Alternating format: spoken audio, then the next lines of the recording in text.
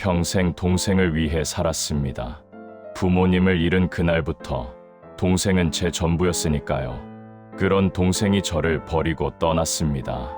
1년 뒤 동생이 무너진 모습으로 돌아왔을 때 저는 또다시 품었습니다. 동생은 천사로 변한 듯 했습니다. 아니, 천사인 척 했습니다. 저는 모든 걸 알았지만 침묵했습니다. 가족이라는 이름으로 포장된 배신, 그리고 그보다 더 차가운 심판. 지금부터 제 이야기를 들려드리겠습니다. 구독과 좋아요는 이야기를 만드는데 큰 힘이 됩니다.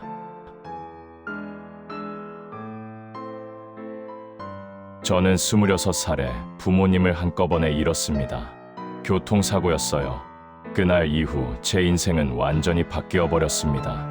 20살이던 여동생 지영이는 그날부터 제 책임이 되었거든요.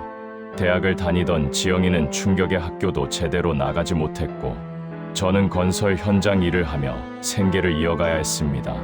힘들었지만 어쩔 수 없었어요. 지영이는 제 유일한 가족이었으니까요. 부모님이 남기신 작은 보험금으로 지영이 학비를 대고, 저는 낮에는 현장에서 밤에는 야간 경비 일을 하며 돈을 모았습니다. 지영이가 대학을 졸업하고 취직을 할 때까지만 버티면 된다고 생각했어요. 하지만 지영이는 취직 대신 다른 선택을 했습니다. 사업을 하고 싶다는 거였어요. 친구와 함께 작은 카페를 열고 싶다며 제게 미천을 대달라고 했습니다. 망설였지만 결국 제가 힘들게 모은 돈 3천만 원을 지영이에게 주었습니다. 지영이의 미래를 위한 투자라고 생각했거든요. 그게 제 첫 번째 실수였습니다. 카페는 1년을 버티지 못했습니다. 지영이는 사업에 대해 아무것도 몰랐고, 함께 시작한 친구는 중간에 손을 떼버렸어요. 빚만 남았습니다. 지영이가 제게 와서 울며 도움을 청했을 때 저는 또다시 제 적금을 깨서 1,500만 원을 더 주었습니다.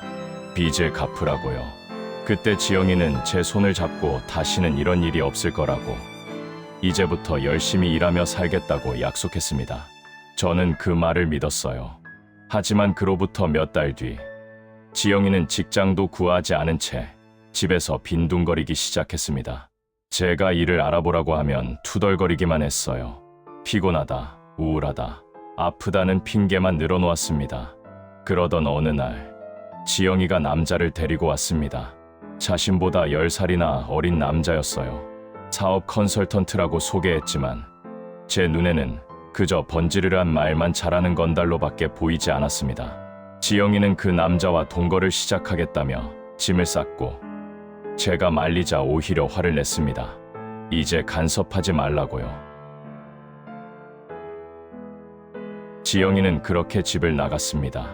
그 이후로 연락도 뚝 끊겼어요.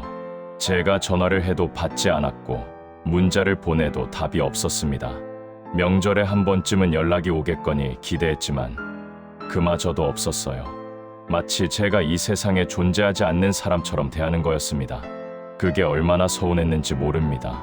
평생 지영이를 위해 살았는데 이렇게 버림받는 기분이었으니까요. 하지만 저는 그래도 지영이를 미워할 수가 없었습니다. 부모님께 약속했거든요. 끝까지 지영이를 지켜주겠다고요. 그래서 저는 지영이 없는 집에서 혼자 살며 묵묵히 일만 했습니다. 다행히 그동안 성실하게 일한 덕분에 작은 건설 자재 업체를 인수할 기회가 생겼고, 저는 그 일에 매달렸어요. 사업은 생각보다 잘 됐습니다. 규모는 작았지만 단골 거래처들이 생겼고 꾸준히 수익이 나기 시작했어요. 혹시 지영이가 다시 돌아오면 도와줄 수 있을 거라는 생각도 들었습니다. 그런 제 마음을 지영이는 알았을까요? 지금 생각하면 참 웃기는 일이었습니다. 1년하고도 2달이 지난 어느 늦은 밤이었습니다. 집 초인종이 울렸어요. 밖을 보니 비를 흠뻑 맞은 지영이가 서 있었습니다. 완전히 망가진 모습이었어요. 머리는 헝클어져 있었고 눈은 퉁퉁 부어 있었으며 옷은 젖어서 몸에 달라붙어 있었습니다. 제가 문을 열자 지영이는 그대로 제 앞에 무너져 내렸습니다. 오빠, 미안해. 나 잘못했어. 다시 받아줘. 그렇게 울부짖었어요. 저는 어쩔 줄 몰라 하며 지영이를 부축해 안으로 들였습니다. 지영이는 떨리는 목소리로 모든 것을 털어놓았어요. 그 남자와 함께 작은 사업을 시작했는데 사기를 당했다는 거였습니다. 빚만 잔뜩 지게 됐고 돈이 없어지자 남자는 지영이를 버리고 다른 여자에게 갔다고 했어요. 갈 곳도 없고 의지할 사람도 없어서 결국 저를 찾아왔다는 겁니다. 저는 화가 났지만 동시에 안쓰러웠습니다. 그래도 제 동생인데 어떻게 외면할 수 있겠어요. 결국 저는 지영이를 다시 받아들였습니다. 한 사람이라도 살리는 셈 치자는 마음으로요. 집으로 돌아온 지영이는 완전히 다른 사람이 되어 있었습니다. 아침 일찍 일어나 밥을 차려주고 집안 청소며 빨래까지 도맡아 했어요. 제가 일을 마치고 퇴근하면 따뜻한 저녁을 준비해놓고 기다렸습니다. 오빠, 고생 많았지. 이렇게 말하며 웃는 지영이를 보면 마음 한편이 편해지는 것 같았어요. 지영이는 제 회사 일도 도우려 했습니다. 장부를 정리하고 거래처에 전화를 걸고 심지어 현장에 도시락을 싸들고 오기도 했어요. 주변 사람들이 부러워했습니다. 동생이 참 효녀라고요. 저도 그렇게 생각하고 싶었습니다. 지영이가 정말 뉘우치고 새 사람이 된 거라고 믿고 싶었어요. 함께 저녁을 먹으며 옛날 이야기를 할 때면 행복했습니다. 부모님이 살아계실 때처럼 우리가 온전한 가족이었던 그때로 돌아간 것 같았거든요. 지영이는 제 손을 잡고 말했습니다. 오빠 덕분에 다시 살 것 같다고, 평생 은혜를 갚겠다고요. 저는 그 말에 감동했습니다. 하지만 그게 전부 연극이었다는 걸 그때는 몰랐습니다. 의심이 시작된 건 한 달쯤 지났을 때였습니다. 지영이가 밤늦게 전화 통화를 하는 걸 우연히 들었거든요. 화장실에 가려고 일어났는데 지영이 방에서 작은 목소리가 새어나왔습니다. 조금만 기다려. 곧 될 거야. 그렇게 속삭이는 소리였어요. 누구와 통화하는 걸까 싶었지만 저는 그냥 넘어갔습니다. 동생의 사생활까지 간섭하고 싶지 않았거든요. 하지만 이상한 일들이 계속됐습니다. 지영이가 외출할 때마다 화장을 진하게 하고 나가더니 늦은 시간에 들어오곤 했어요. 병원 간다, 친구 만난다며 핑계를 댔지만 표정이 어딘가 불안해 보였습니다. 어느 날은 지영이가 벗어둔 옷에서 고급 레스토랑 영수증이 떨어졌어요. 10만 원이 넘는 금액이었습니다. 갈 곳도 없고 돈도 없다던 지영이가 어떻게 그런 곳에 갔을까요? 제가 돈을 줬나 싶어 생각해봤지만 저는 지영이에게 용돈조차 제대로 주지 못하는 형편이었습니다. 의심은 점점 커져갔지만 저는 차마 지영이를 추궁할 수가 없었습니다. 혹시 제 오해일 수도 있잖아요. 결정적인 순간은 갑자기 찾아왔습니다. 지영이가 급하게 외출하면서 핸드폰을 두고 갔던 거예요. 마침 지영이 핸드폰으로 문자가 왔는데 화면에 메시지 내용이 떠 있었습니다. 발신자는 그 남자, 강태수였어요. 오늘 만나. 오빠한테 보상금 얘기 슬슬 꺼내봐. 저는 그 순간 온몸에 소름이 돋았습니다. 보상금이라니, 무슨 보상금 말인가요? 저는 지영이 핸드폰을 열어봤습니다. 비밀번호는 부모님 기일이었어요. 메시지를 확인하는 순간 저는 모든 진실을 알게 됐습니다. 지영이와 태수는 계속 만나고 있었습니다. 그것뿐만이 아니었어요. 둘은 제 회사 부지가 재개발 구역으로 지정됐다는 사실을 알고 있었습니다. 보상금이 최소 5억 원은 나올 거라는 얘기까지 나누고 있었어요. 태수는 지영이에게 지시했습니다. 오빠를 잘 구슬려서 명의를 자기한테 넘기게 하라고요. 그러면 돈을 챙겨서 둘이 해외로 도망가자는 계획이었습니다. 저는 손이 떨렸습니다. 분노보다는 배신감이 먼저 밀려왔어요. 지영이의 헌신도, 눈물도, 미소도 전부 다 거짓이었다는 게 믿기지 않았습니다. 저는 핸드폰을 제자리에 놓고 아무 일도 없었던 것처럼 행동하기로 했습니다. 섣불리 지영이를 추궁했다가는 증거를 없앨 수도 있었으니까요. 제가 원하는 건 단순히 지영이를 내쫓는 게 아니었습니다. 완벽하게 법적으로 처리하고 싶었어요. 지영이가 다시는 저를 이용할 수 없도록 말입니다. 저는 오랜 친구인 박 사장에게 조심스럽게 상황을 털어놓았습니다. 박 사장은 제 얘기를 듣고 한숨을 쉬더니 믿을 만한 변호사를 소개해 줬어요. 이 변호사는 냉철한 분이었습니다. 제 사정을 듣고는 증거 수집부터 시작하자고 조언했습니다. 지영이와 태수의 대화 녹음, 통장 내역, 만남의 증거 사진, 그리고 보상금 관련 서류를 안전하게 옮기는 작업을 진행했어요. 저는 집에서는 여전히 지영이에게 다정한 오빠 역할을 했습니다. 밥을 먹으며 웃었고 고맙다는 말도 했어요. 지영이는 전혀 눈치채지 못했습니다. 오히려 더 적극적으로 저를 조종하려 들었어요. 오빠, 혹시 회사 명의를 내 이름으로도 좀 넣어주면 안 돼? 나중에 내가 물려받을 수도 있잖아. 그렇게 슬쩍 꺼내기 시작했습니다. 저는 지영이의 제안을 거절하지 않았습니다.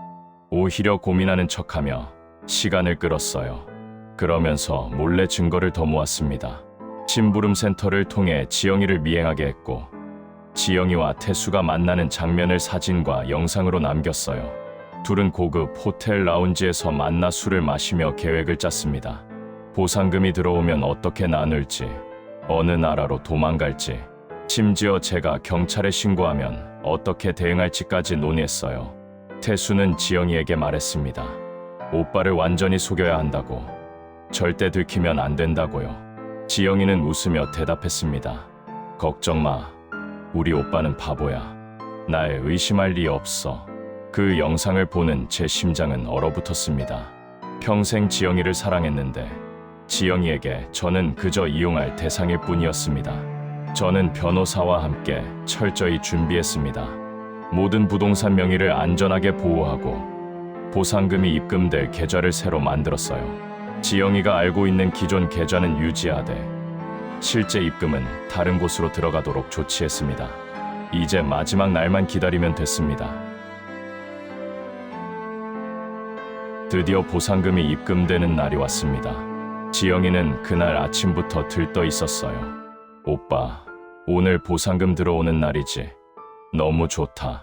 우리 이제 편하게 살 수 있겠다. 그렇게 말하며 환하게 웃었습니다. 저는 아무렇지 않은 척 고개를 끄덕였어요. 그래, 오늘 들어온다더라. 같이 확인해보자. 지영이는 제 말에 잠시 당황하는 것 같았지만 금방 표정을 바로잡았습니다. 점심때쯤 되자 지영이는 은행에 가자고 졸랐어요. 보상금이 정말 들어왔는지 확인하고 싶다는 거였습니다. 저는 괜찮다며 핸드폰으로 조회해 보였어요. 지영이가 알고 있는 계좌였습니다. 화면에는 5억 3천만 원이라는 숫자가 떠 있었어요. 지영이의 눈이 휘둥그레졌습니다. 와, 진짜 많이 들어왔네. 오빠, 이거 어떻게 할 거야? 저는 피곤한 척하며 대답했습니다. 나중에 생각해보자. 오늘은 좀 쉬고 싶다. 지영이는 실망한 표정을 지었지만 더 이상 묻지 않았어요. 하지만 저는 알고 있었습니다. 지영이가 곧 움직일 거라는 거요.